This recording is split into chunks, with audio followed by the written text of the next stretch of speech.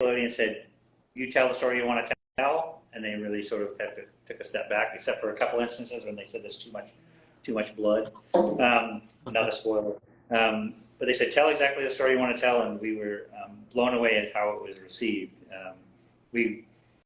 Tom and I'd say we hoped it would at least sell as many copies as the current series was selling, and the fact that it just kept going and building into such a epic event that's meant a lot to a lot of people, especially the original fans are now coming up on being fans for nearly 40 years and stuff like that. So we just wanted to do it right, and I feel like the response gives us the thumbs up that we did our job. And, well, as a huge Turtles fan myself, who mostly sells comics and doesn't really read many comics nowadays, I read all of it and I really enjoyed it. So thank you for your work on it. It's awesome.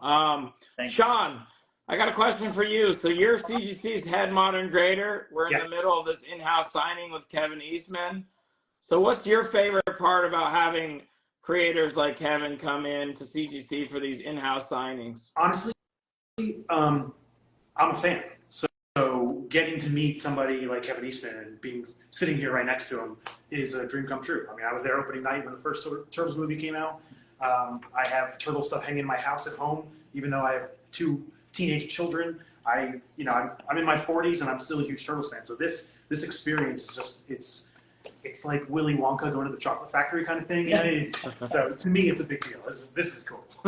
Getting a chance to kind of meet your heroes that you had when you were younger, you still look up to. This is a really cool experience. That's awesome. I even showered for the event. Yeah, you didn't say anything about the smells, Sean. It's not smell around. That's why it's no. All right, so Sean. All right, here's a question, and I'm very interested in knowing this number. Any ballpark of the total submissions for Kevin's signing? Do we even have that number? I don't think we do we? Just do like the what is it? Dr. Evil. 1 million copies. 1 million copies. There's a lot of stacks over there. Yeah, there's quite a bit over here. You can't see the wall, and there's stacks here to my left. There's quite a bit. So he'll be here for quite a while. He said I could have Christmas off. But once I'm done signing, I'm going back. We're gonna grade them together. I'm gonna pack them and seal them. Yeah, Kevin, how do you prepare for this? Do you just put your hand in ice for a few weeks, or how does that work? It's funny, and I know it sounds weird, but because fans will ask that sometimes when we're doing these event signings and some of the bigger shows, and I basically say that if I wasn't here signing, I'd be home drawing. So it's sort of I'm constantly since I was very young drawing comics or something. So it's not you get tired of spelling your own name, I guess, but but at the same time, it's there's a lot tougher ways to make a living. Yeah, that's for sure. Yeah, you draw comics and then sign them, and I'm very happy. All right, so you're signing a lot of books, and you have been signing. You've always been there for the fans. So, what are some of your favorite books or items that you've been asked to sign? What comes to mind? Well, to me, it's like there's certainly when I look at the jumping to the IDW comic years, there's been so many fantastic artists that we've been able to work with. That not only are half my age draw better than I do. I love seeing their art, seeing their evolution and what they do. I love the fact that I just finished before I came here to the show. I finished the cover for issue 147, so I've actually done 147 covers in a row since the series started, which has been awesome. But I love the old school stuff. It's the art to me is the most important. But when people send in, like we signed some Gobbledygooks earlier today, some Future Toys, and both of those were created pre-Turtles. Gobbledygook Pete and I created specifically before Turtles. Yeah, Turtle special. Yeah, this is really this was done. It was in 1986. We did a show here in Florida, which was so poorly attended they called it the Relaxicon. So they ended up with so many extra copies of these books. It became valuable because it never sold.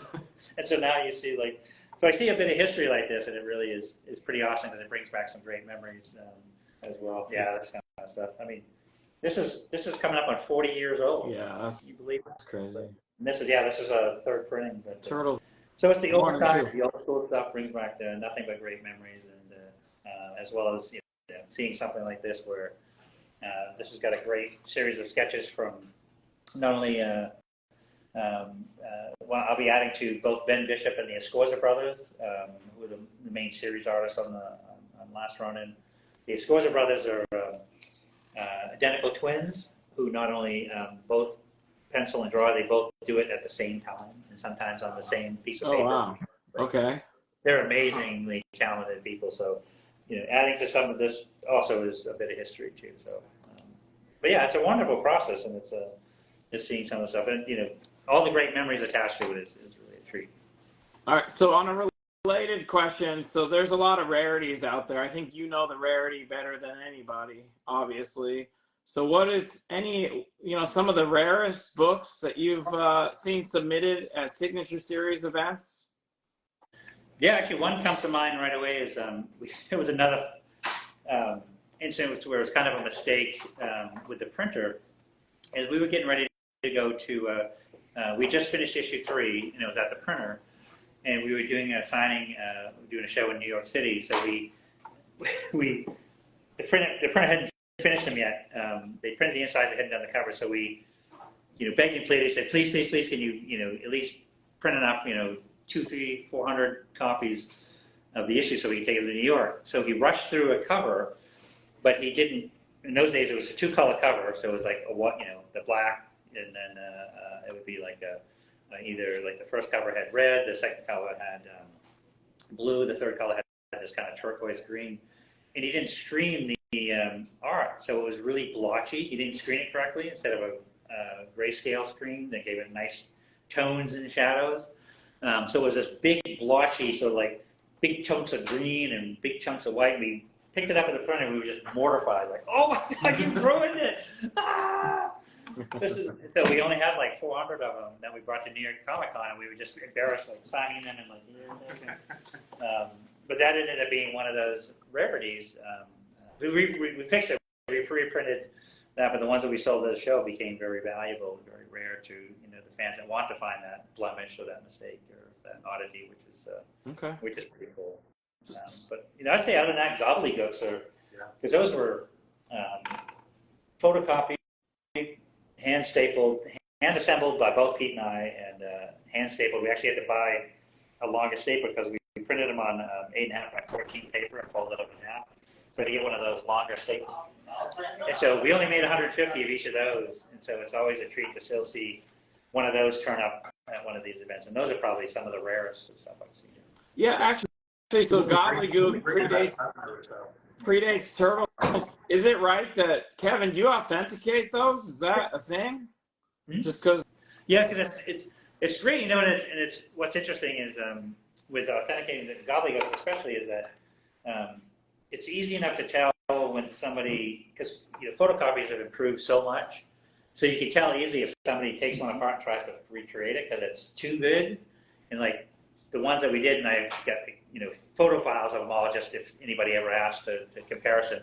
But the photocopies were still in their infancy, so there'd be areas where there'd be fades and there'd be mistakes or blemishes that could only have happened at that time. And this is probably 1984, early 84.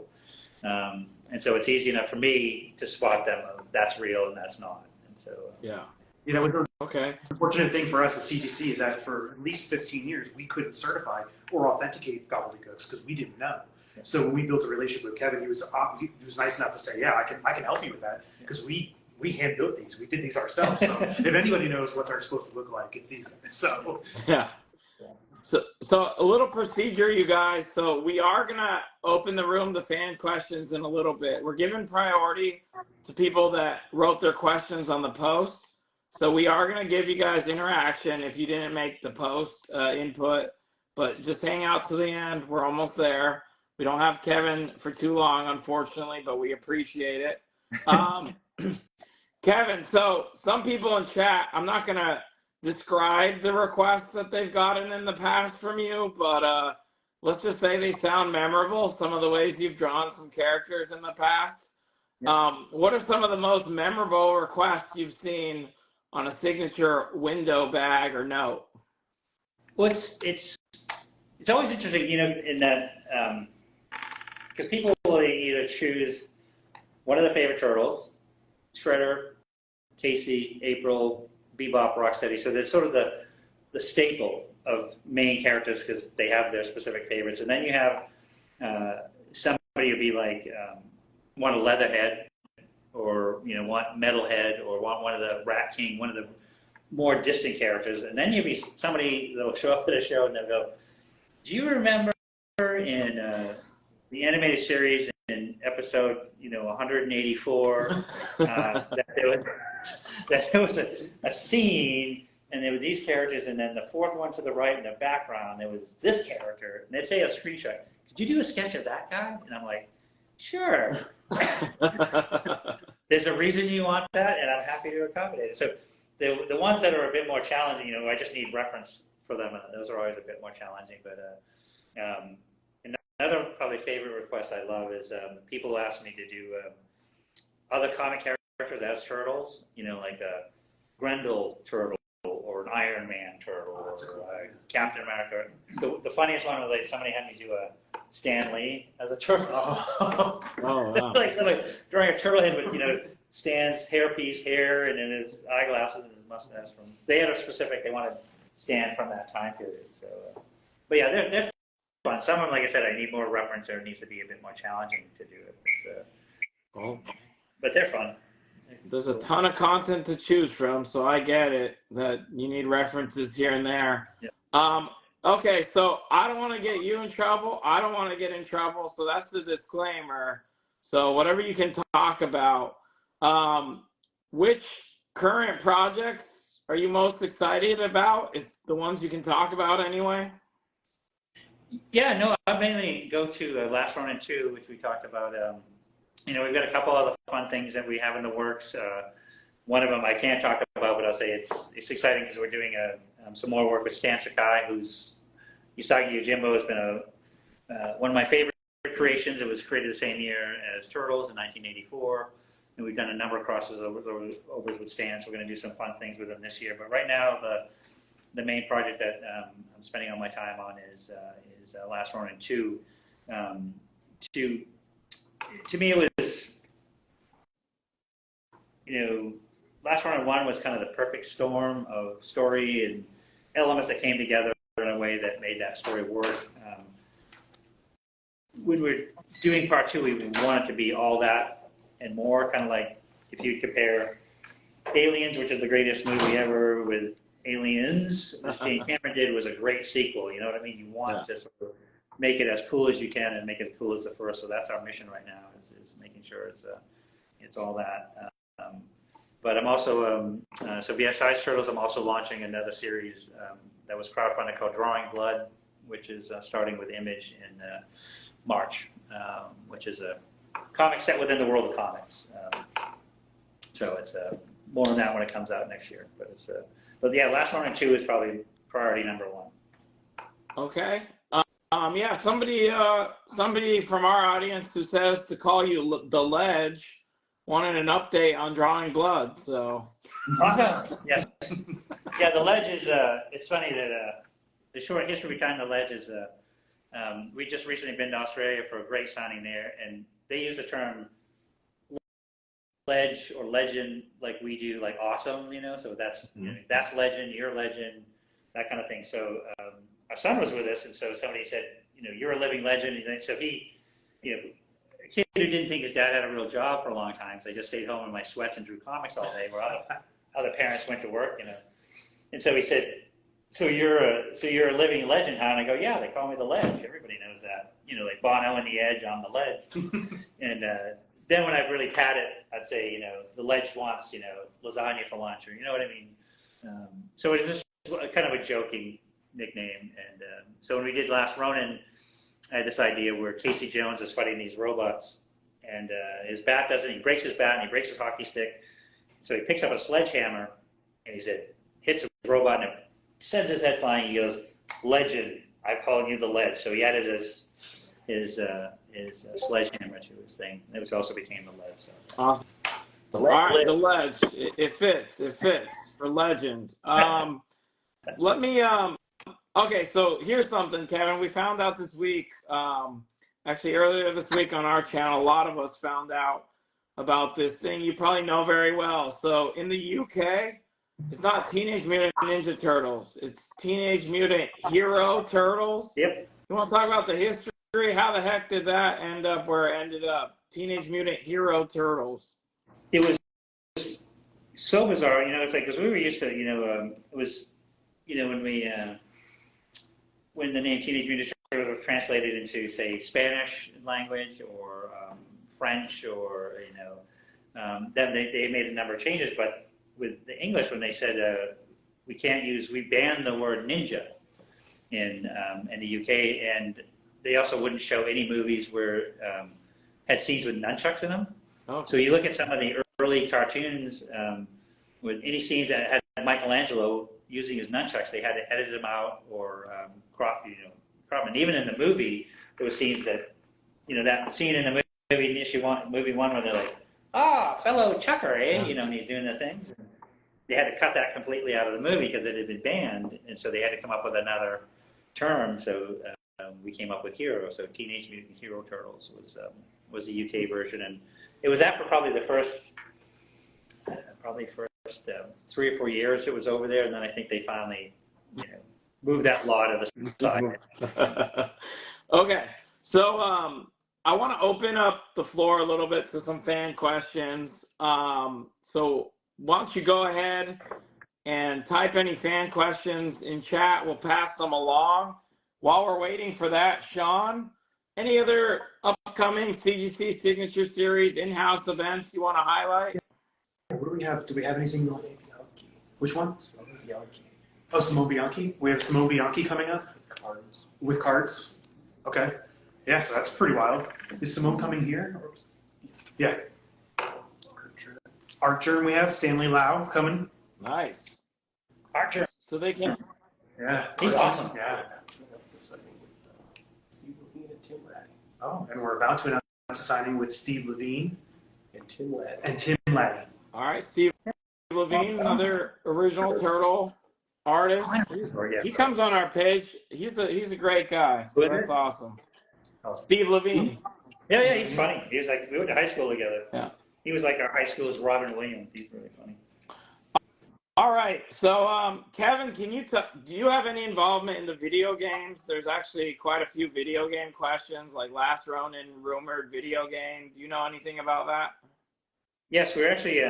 It's been great that in early discussions after the success of Last Ronin, that they wanted to look at taking Last Ronin to the next level and maybe a movie, something like that, and they felt that because of the edginess of the content.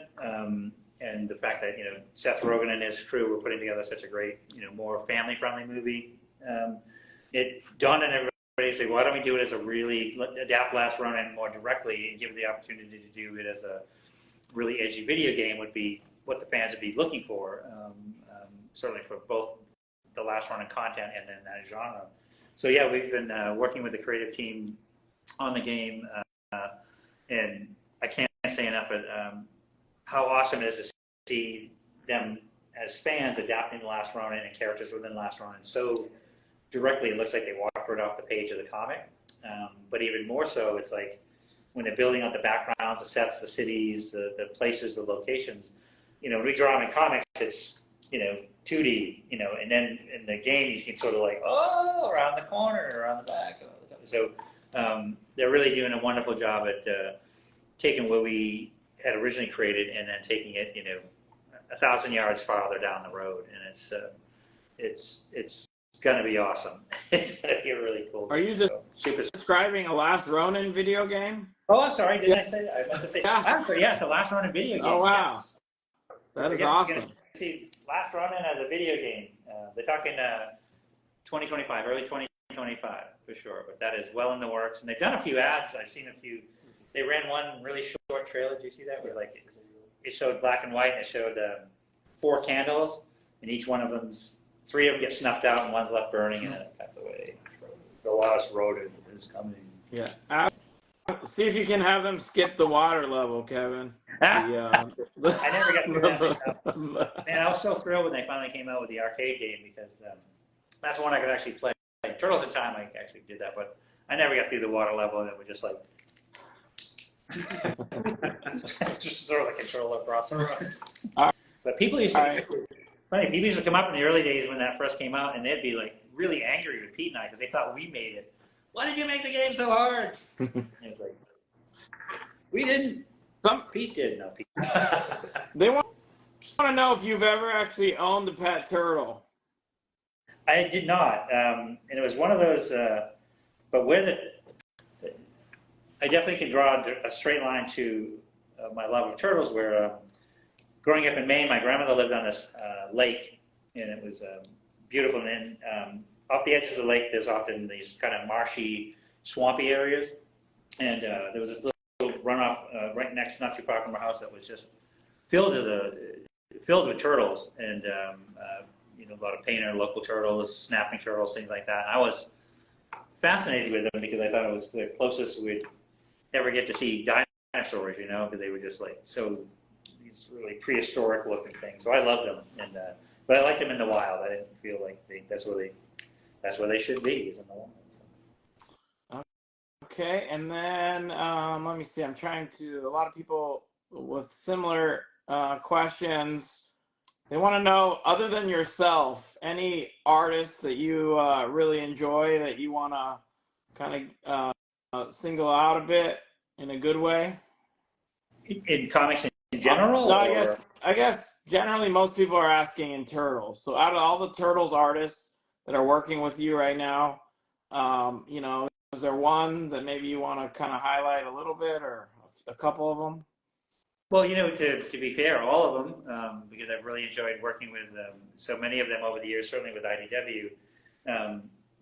Going back to the first 12 issues were done by an artist named Dan Duncan, who was, when Tom and I relaunched the series, and we thought it was kind of a Hail Mary. We said, this is either going to work or we're going to go 4 issues in and then we're going to get canceled.